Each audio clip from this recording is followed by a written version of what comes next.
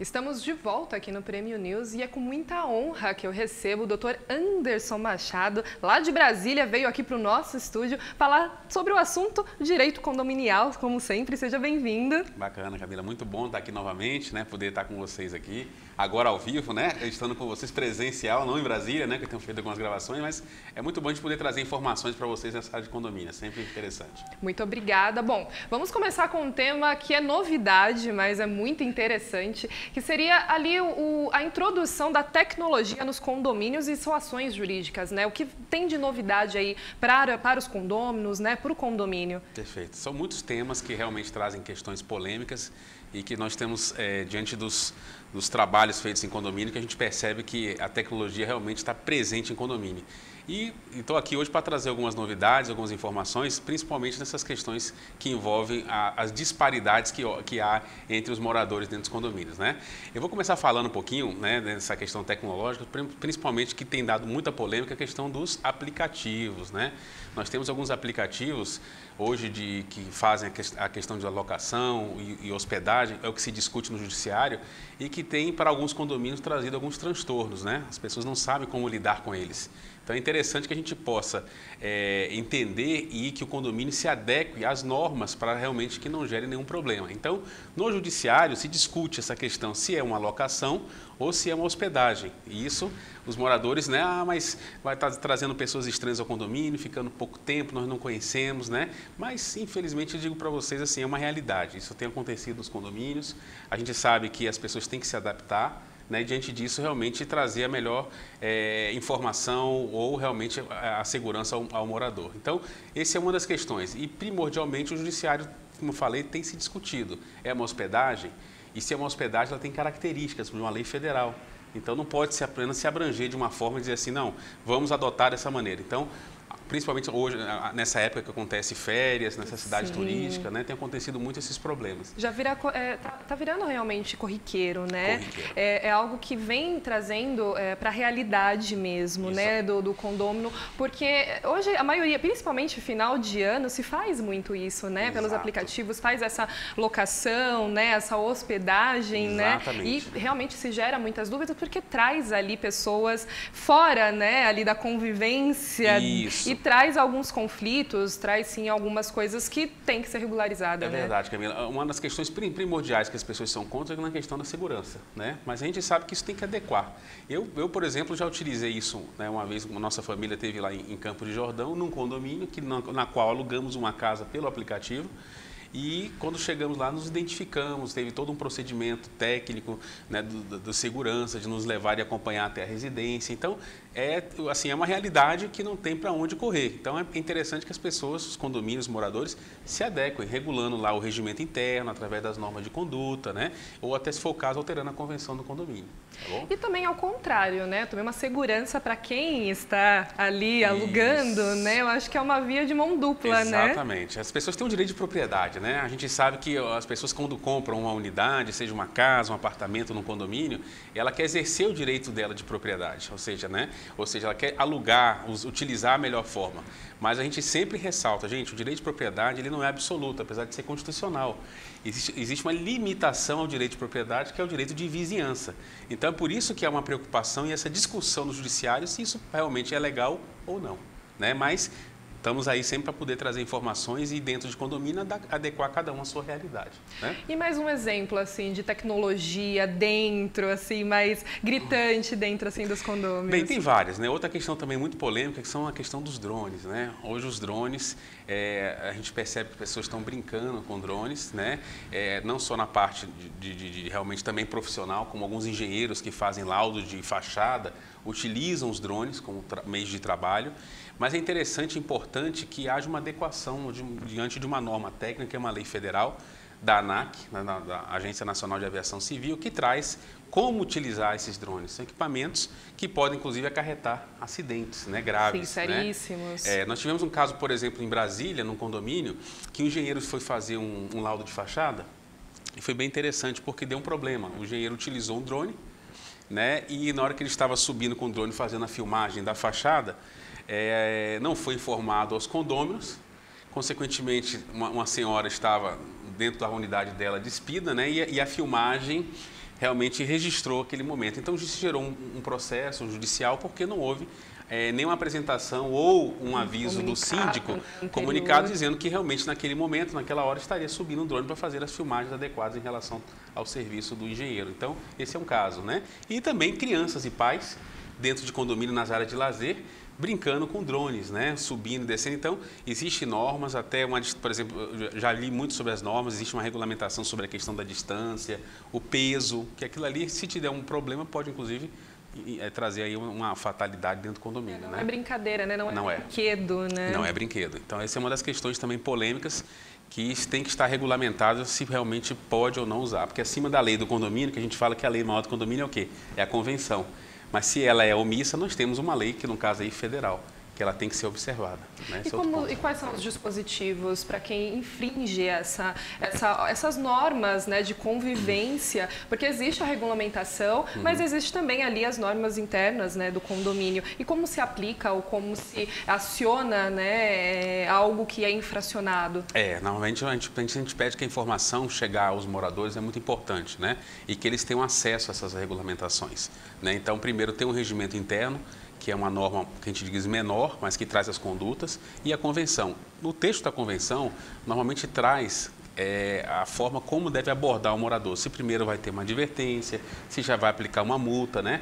Lembrando que o síndico ele não tem um poder de polícia, ele tem que aplicar aquilo que realmente está dentro da convenção, né? De uma forma que ele regule e possa trazer, caso sanções, se for diante de moradores que realmente estão causando algum problema no condomínio, de uma forma geral. Mas eu sempre parto assim, gente, conversem e leiam, passem, né, os documentos, que as pessoas saibam o que realmente está acontecendo no condomínio. É porque eu imagino, assim, a convivência, né, é difícil, não é fácil, né? Então, há diversos conflitos em relação a som, a brincadeira das crianças. Exato. Então, o pessoal também, né, força ali também. Muito. Porque a convivência, né, é complicada. É complicado, né? Condomínio, eu digo assim, são vários proprietários. Então, quando o síndico está ali fazendo o trabalho dele, todo mundo se acha dono e todo mundo tem um direito. Então, alguns têm interesses nas questões que envolvem animais, outras questões que envolvem garagem, né? Outros querem situação de salão de festa, churrasqueira. Então, são muitos pormenores que realmente trazem conflitos diante dos interesses de cada um, né?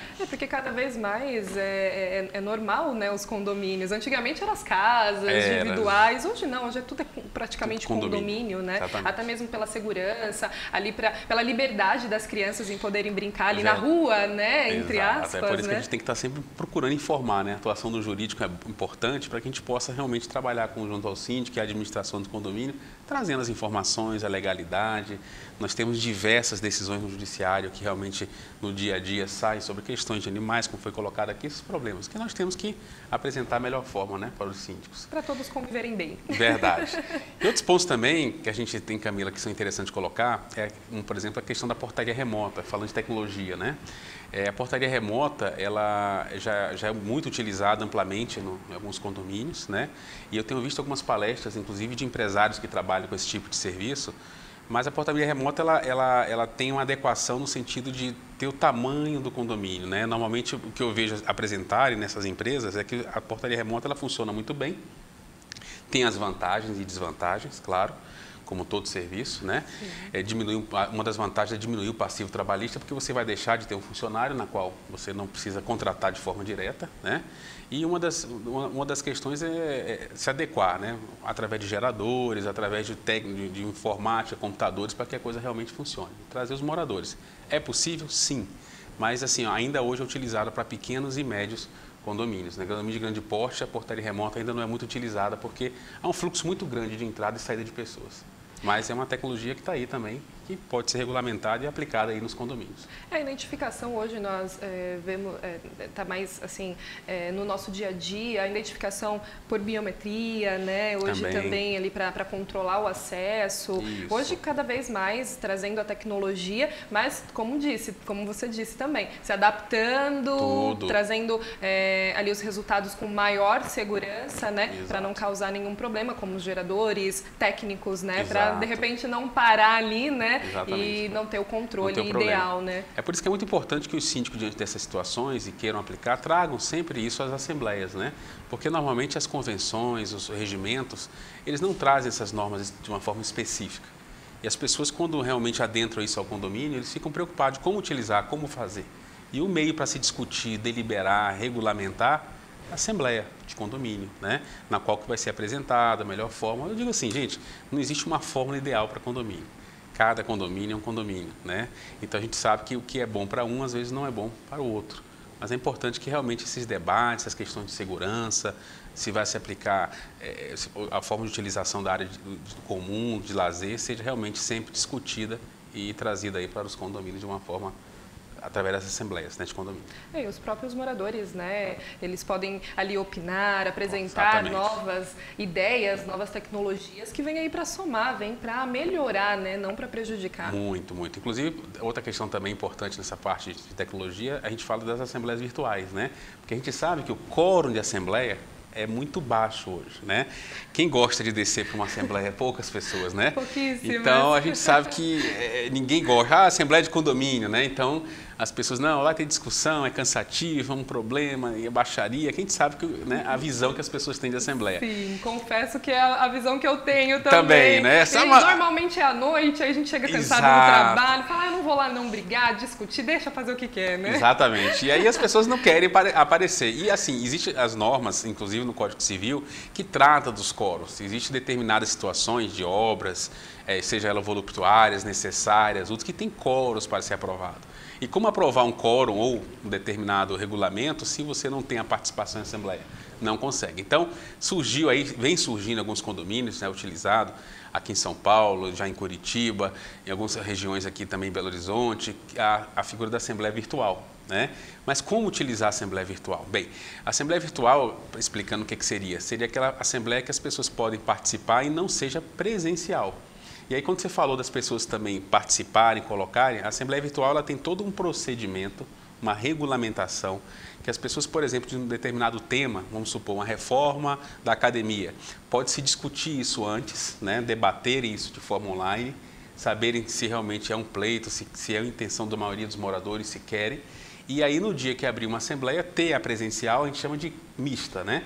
É o síndico chamar uma assembleia presencial e também a virtual, aquela pessoa que está dentro de casa ou está viajando, não está podendo participar, sim, ou no trabalho, possa, através de sistemas, realmente se integrar e participar e votar na assembleia. Então, isso já está começando a ser adotado em alguns condomínios, mas é muito importante e deixar isso claro, que para que a figura da assembleia virtual apareça ou ela possa existir no condomínio, tem que ter uma alteração da convenção, que é a lei maior do condomínio. Tem que se adequar a isso. Como utilizar, como é que vai ser a votação, como é que vai ser a participação.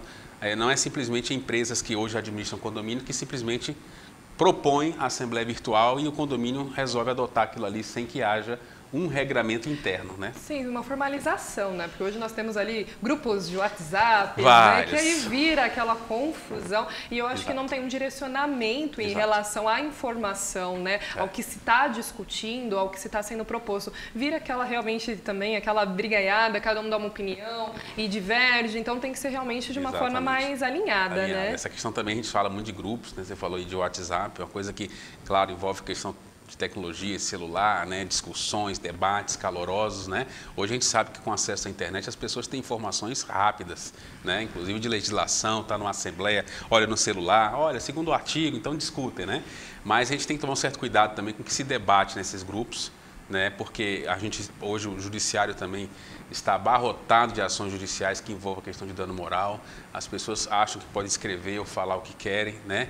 E hoje a gente sabe que esses meios, seja por e-mail, WhatsApp e outros, são meios que realmente servem de prova para o judiciário. Que a pessoa escrever ou ela se manifestar, ela tem que tomar um certo cuidado, porque aquilo ali pode ser utilizado contra ela, né? Diante dos argumentos que estão sendo colocados. Então, que os grupos, né, celulares, né, ou outros meios sejam realmente bem estudados, as pessoas saibam se pôr, se colocar, se expressar de uma forma que não traga tanto problemas aí para a gestão, inclusive dos diretores, dos síndicos, né, das pessoas que realmente estão à frente do condomínio. Tem que se tomar usar a tecnologia, né, mas usar com sabedoria, e usar em benefício, né? Já que temos aí tantas tecnologias e tantas formas diferentes de se comunicar e de melhorar ali a convivência, né? Mas é isso mesmo, temos que tomar cuidado, porque eu digo assim, todo cuidado é pouco, né? Para a gente realmente poder gerir. Condomínio não é fácil, mas a gente sabe que são essas informações, estamos aqui passando para vocês, que a gente gente possa realmente diminuir e dirimir os conflitos no judiciário de uma maneira geral.